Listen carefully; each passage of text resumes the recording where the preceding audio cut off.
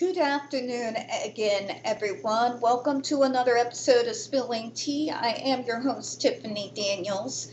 We will get to the JRC in a moment, but first the disclaimers and the trigger warnings.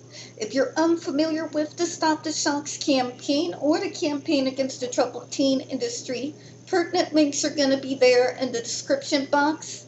As always, we have Autistic Hoya's massive archive in regards to the Judge Rotenberg Educational Center. The article written by Neuroclastic, where they surveyed over 800 ABA professionals in regards to the JRC's so-called behavior modification program. The exact same one that got so deep under the JRC's skin that they threatened Neuroclastic with a defamation lawsuit if they didn't remove it from the website. Very obviously, Neuroclastic refused, so folks, please read the article and share it on all your social media. We also have included in there Neuroclastic's GoFundMe link in case the JRC ever does see through with their threat. Because unlike them, we don't have access to unlimited amounts of money. So if you can donate, I know that they would definitely appreciate it. If you can't, please share it. They would appreciate that as well.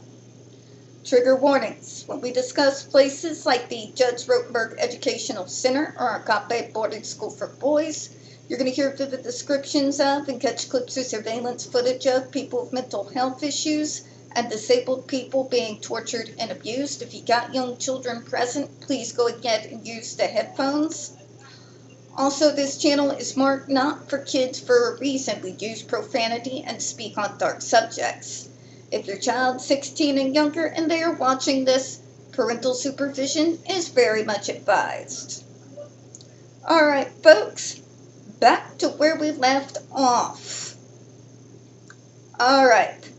The experiences of the JRC parents should not be dismissed. Notably, these parents include a physician, noted and well-respected academics, and most importantly, they are loving, involved parents who have had to research available treatment options, observe their child's response to many different attempted treatments, and advocate for their children, including through litigation. Apparently, I'm going to have to explain it again. JRC, the physician that you are referring to is a pediatric physician. Would you like to know what that means? That means that individual has zero experience when it comes to this particular field. You see, within medicine, there is such a thing called specializations, which is why a pediatric physician, for example, is not going to have all the same information and expertise that a neurologist would have, that a psychiatrist would have, or a psychologist would have. Their primary area in regards to medical care that they understand are yearly checkups, making sure kids get all their appropriate vaccines on time, assisting like if they get hurt during a sport or anything of that nature that they may run into. And that as we get into teenage years, well, even that specialization, right?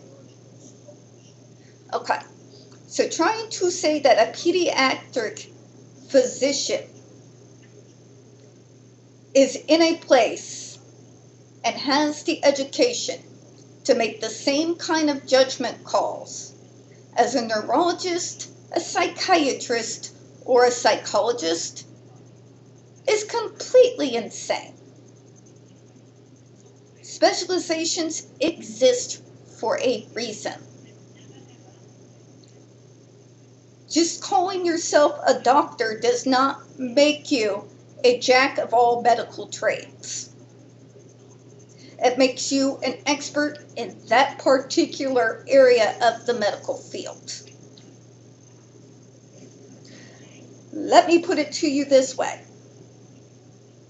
When it comes to primary care physicians, and hell, even some of the other staff that I have encountered over the years, the fact of the matter is, I understood and had a better grasp on my diagnosis and the treatment programs that are best suited to me than my primary care physician did. Okay? Noted and well-respected academics. Are these folks academics in the mental health field? How about the field of developmental disabilities? Do they have any degrees and specializations in regards to trauma and how it affects those of us who are neurodivergent? Because I'm going to say no. Much like the physician, it's not one size fits all, okay? You can be an academic with multiple doctorates in history,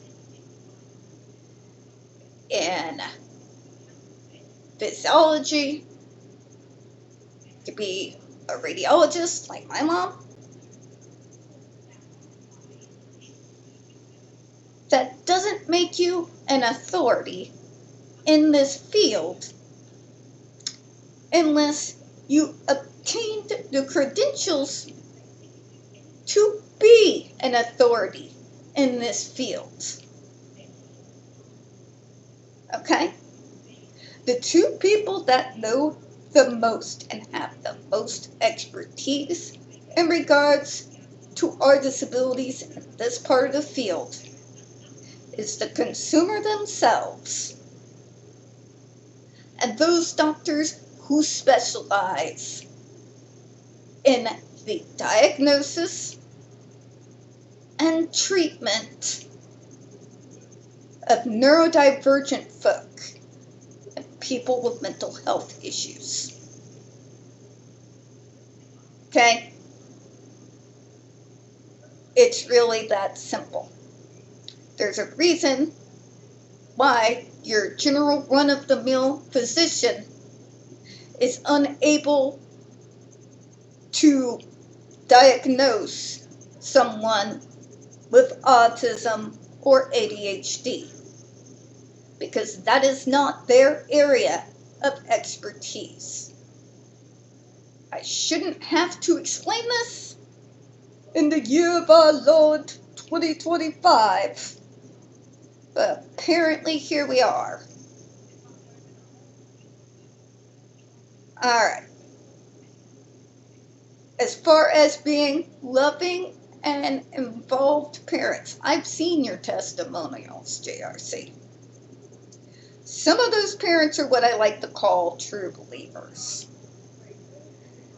They are always the most anti-science and dangerous individuals that one has to deal with if you've worked anywhere inside this field. These are the kind of types that are more susceptible to fall into things like cults. For example, your major conspiracy theorists. Okay? With such individuals, they can be absolutely some of the most loveliest people you've ever met.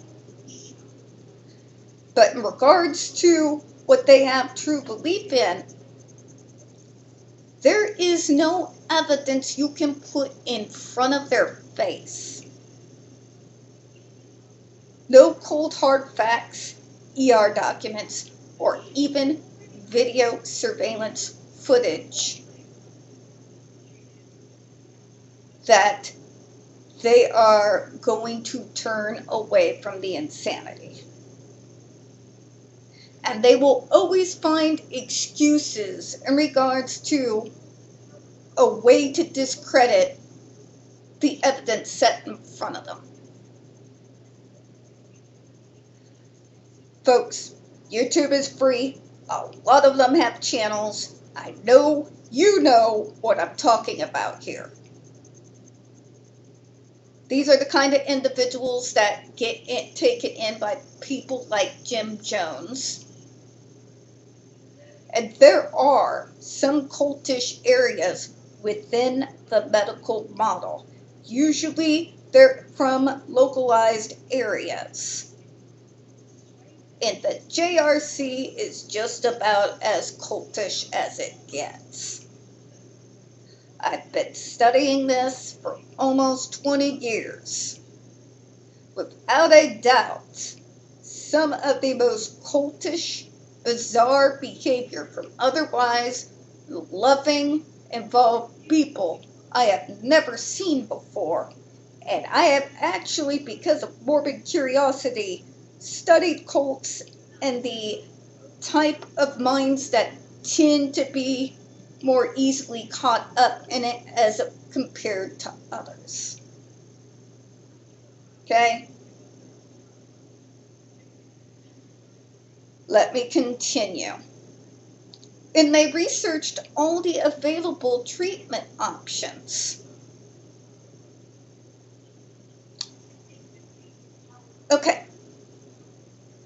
Somebody should have told you all this a long time ago. But a Google degree does not equal the expertise of those folks who have specialized in this field.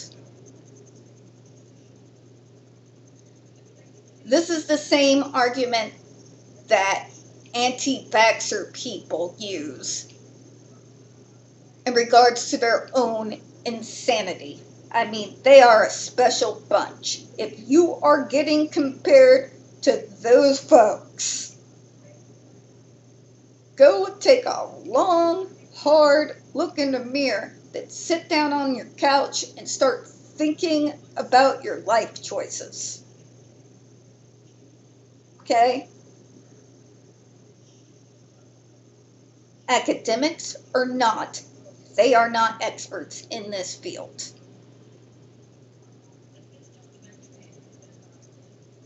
Hell, I wouldn't even call them armchair psychologists. Okay? In regards to treatment options, those are things that should be discussed after a proper full functional behavioral assessment has been conducted. Point blank, period. Period. Because they're not specialists in this field. They only have the information that the internet provides for them. And I can tell you, as someone who uses Google regularly, that does not turn them suddenly into an expert equal to a neurologist, a psychiatrist, or a psychologist. Okay? And they said this didn't work or that didn't work and because of this reason. And shut up. Just shut up.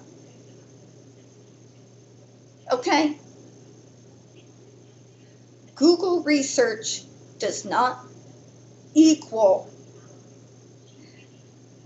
a professional that specializes in this field and has been in this area of medicine for multiple years. If that were true, I could become a doctor tomorrow on multiple subjects. It's not how it works. Okay? And they advocate for their children using litigation. I need you to realize parents don't always have the best judgment, particularly those who do go through Google and suddenly think they have an understanding. Because more often than not, those parents that I have had in my office tell me the same things after going carefully through the plans that were not working for those kids and me explaining why,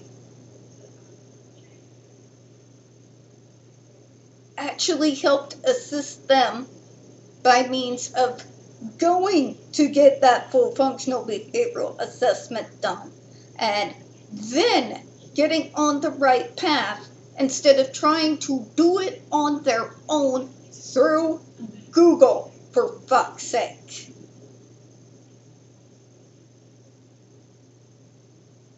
Now, nobody is dismissing these parents or their observations. We're not casting it aside. The FDA has perfectly adequately explained to you why their testimonies were not being given the same amount of weight as the survivors who gave their testimonies. Because the parents are only giving eyewitness reports. Now, don't get me wrong, eyewitness reports are important. But they don't have anything solid to back those observations up with. Now, I'm not talking about they know their child best, because just stop. Stop.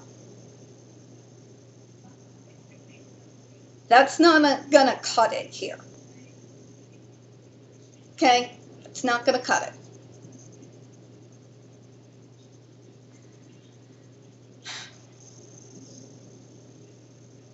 Because a lot of times parents end up being wrong.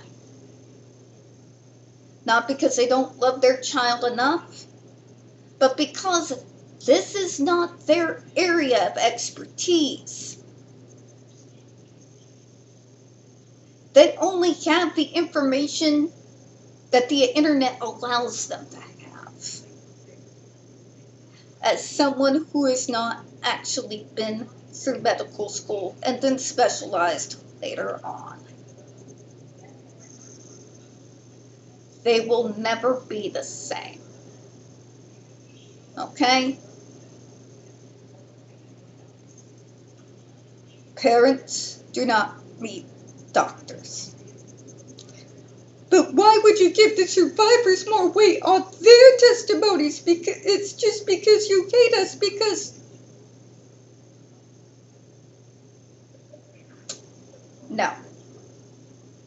It's because the individuals that came up to testify regards to their experience with the device did not come, like these parents did, with their words alone. They came in with ER documentation and ER photos to back them up. Cheryl McCollins came forward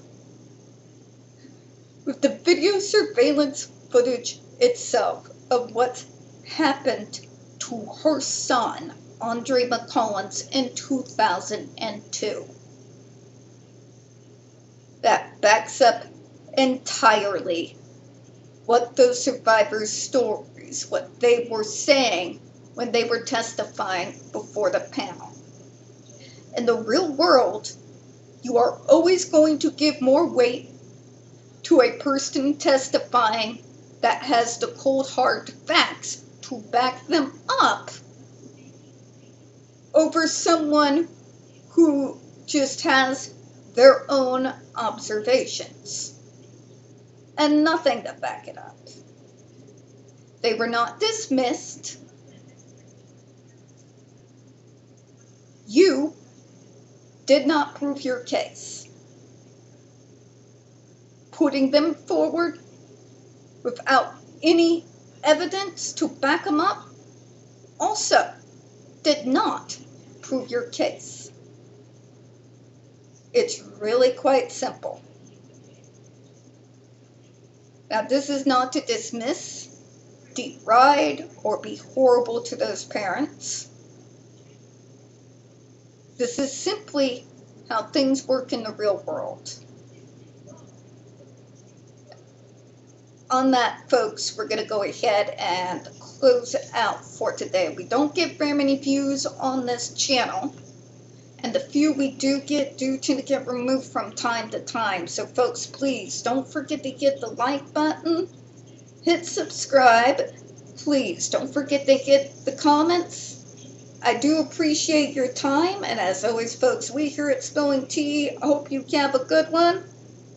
I'm going to go kick my ass on that little carrier elliptical there. Goodbye, everyone.